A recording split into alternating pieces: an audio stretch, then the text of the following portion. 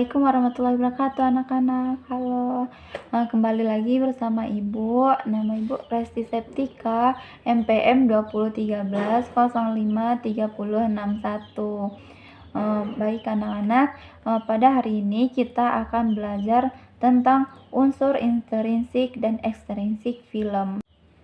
Sebelum anak-anak menganalisis film Serdadu Kumbang, anak-anak harus menonton terlebih dahulu sampai habis. Setelah anak-anak menonton filmnya sampai habis, baru anak-anak bisa menganalisis unsur ekstrinsik dan intrinsiknya. Nah, jika anak-anak sudah selesai menonton filmnya, ayo kita analisis unsur intrinsik dan ekstrinsiknya. Sebelum kita analisis, Ibu mau tanya dulu nih sama kalian, apa sih unsur intrinsik itu? Ada yang tahu? Ya, unsur intrinsik adalah unsur yang membangun suatu karya sastra seperti film, cerpen, dongeng, dan lain-lain. Nah, di dalam unsur intrinsik itu terdapat yang pertama ada judul, yang kedua ada tema, terus ada tokoh atau penokohan, alur, latar, sudut pandang, dan juga amanat. Sekarang kita mulai saja analisis unsur intrinsiknya. Yang pertama itu ada judul. Judul dari film ini yaitu Serdadu Kumbang yang menggambarkan tentang perjuangan seorang anak dalam meraih cita-citanya dengan semangat seperti seorang serdadu atau tentara. Tema dari film tersebut yaitu tentang pengetahuan, cita-cita, disiplin ilmu yang penting untuk meraih cita-cita kita di masa depan. Yang ketiga yaitu penokohan. Penokohan dibagi menjadi dua, yaitu yang pertama tokoh utama. Siapa sih tokoh utama pada film ini? Ya benar, tokoh utamanya adalah Ame. Hal itu dibuktikan dengan beberapa hal. Yang pertama, Ame muncul pertama kali pada film ini dan menjadi pusat dalam film ini. Yang kedua, Ame rela menyalahkan dirinya demi teman-temannya agar dapat mengikuti ujian.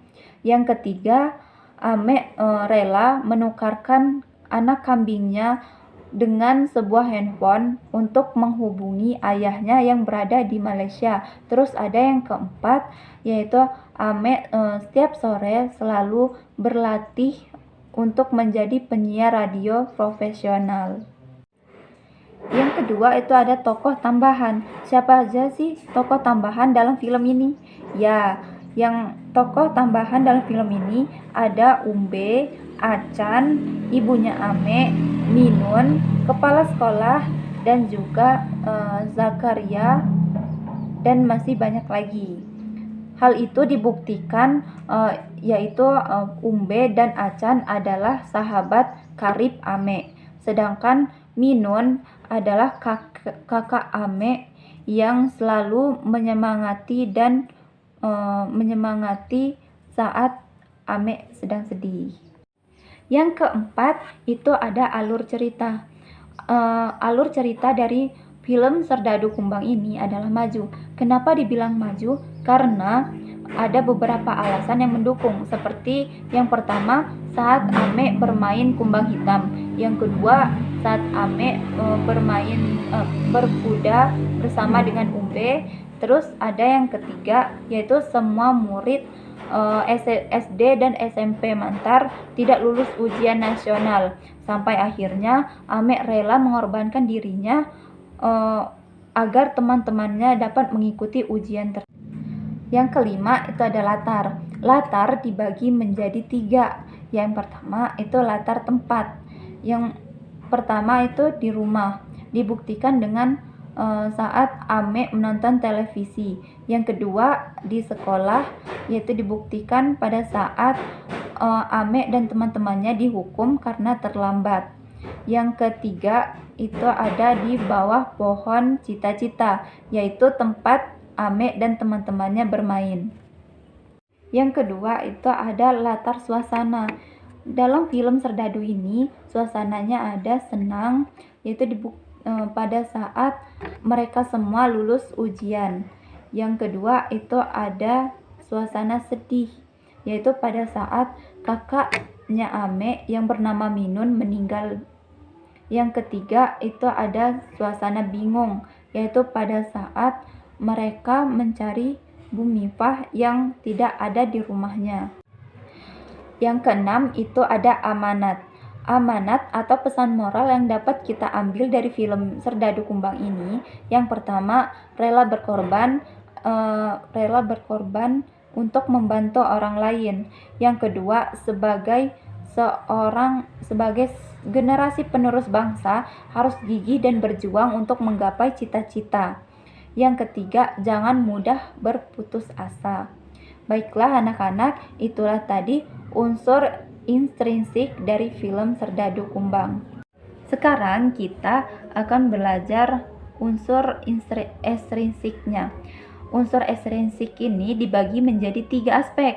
Yang pertama, aspek sosial. Aspek sosial ditunjukkan pada saat Ibu Imbok mengajarkan orang-orang tua membaca.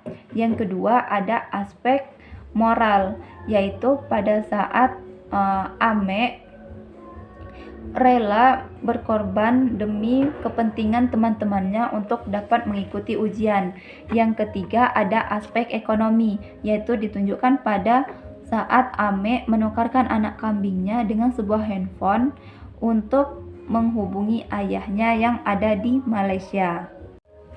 Pada kesimpulan pada film Serdadu Kumbang ini, yaitu film ini sangat bagus untuk ditonton anak-anak dan remaja, karena pada film ini mengajarkan kita untuk menerima kekurangan dan juga menerima kekurangan untuk hidup sederhana tetapi memiliki semangat belajar yang tinggi. Nah, itu tadi yang dapat Ibu sampaikan. Sekian, wassalamualaikum warahmatullahi wabarakatuh.